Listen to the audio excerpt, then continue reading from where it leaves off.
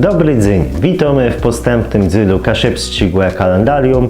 Dziś są wydarzenia od 1 do 6 rujana. 1 rujana 1626 punc biutci pod gniewa, łebczas polsko-szwedzkiej wojny we ustce Wisłe.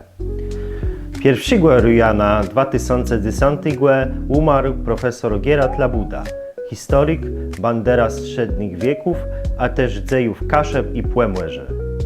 2 rujana 1939 kapitulacja polskich wojsk, które broniły Wielu przed Niemcami.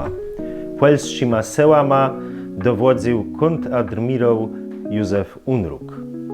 3 rujana 1905 odemknięcie mieści biblioteki w Szczecenie, gdzie są płemerscy księżnicy miana Stanisława Staszica. 4 rujana 1945 w Wejrowie znowile wydawanie ciągnika z Rzesz Kaszebska. 5 rujana 1523 umarł Bogusław X Wielgi, książę Płemorza i Kaszeb. Je uznawany za jednego z największych panowników z dynastii Gryfitów.